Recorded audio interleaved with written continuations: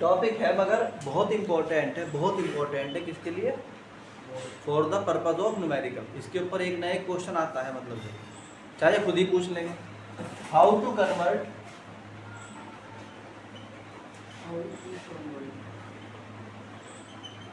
A galvanometer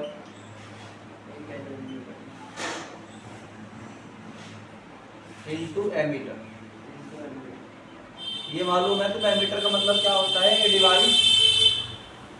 A device use to measure the current. Specially सिर्फ अगर current measure करवाना है तो क्या करोगे? ठीक, तो हम कहते हैं भाई इसके लिए क्या करना पड़ता है?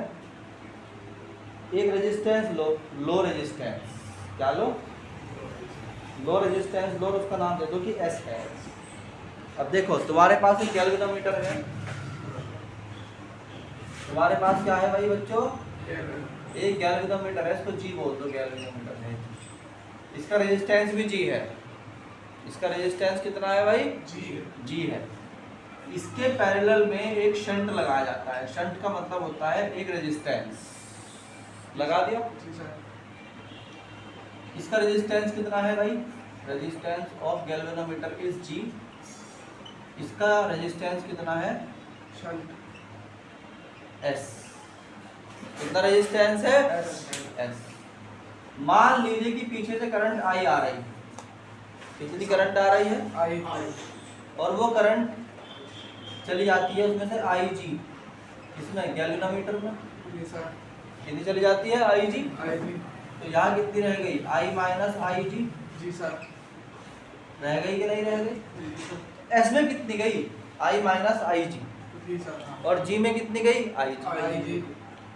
अब ये देखो कि जो ये अगर मैं पॉइंट को ए बी मान लूं और ये क्या हो गया? C D. तो पैरेलल में क्या होता है? इन पैरेलल, बोलो भाई, in parallel voltage are same. ये सब बच्चों को पता है कि नहीं पता है वाली बात? ये जब पैरेलल होता है तो वोल्टेज क्या होता है? इसमें सेम होता है। So V of A B बराबर होगा V ऑफ सी डी के। जी sir. Voltage V equal to क्या होता है? आई आर अकॉर्डिंग टू, बोलो, इसके ओम्स लॉ के हिसाब से क्या होता है? I R. तो G के लिए क्या होगा? I minus I G into G equal to, इसमें क्या होगा? I minus ji, I G into, नहीं इसमें तो आई जी जा रहा था ना, तो ये तो हो जाएगा आई जी इंटू जी। ये हो जाएगा आई minus I G into S. आई क्या नहीं बात समझ में? अगर तुमसे पूछा जाता है what is the formula of S, you can say that S equal to I G into G over I minus I G. ऐसा भी हो सकता है कि तुमसे एस पूछे, ऐसा भी हो सकता है तुमसे जी पूछे, ऐसा भी हो सकता है तुमसे आई जी पूछे। जी सर। ऐसा भी हो सकता है तुमसे आई पूछ लें। तो जो भी पूछा गया उसकी वैल्यू पुट करके बाकी सब जो है, बाकी सब की वैल्यू पुट करके उसे निकाल दो। ये बहुत सिंपल तरीका है। बस इसमें एक बात ध्यान रखनी, वो बहुत इंपॉर्टेंट है। The shunt used is of low resistance. ये जो एस है ना, इसका रेजिस्टेंस क्या है? लो है। जी के मुकाबले एस बहुत कम छोटा होता है। आई बात समझ में? जी सर। बोलो। जी सर। तो इसकी वजह क्या होती है?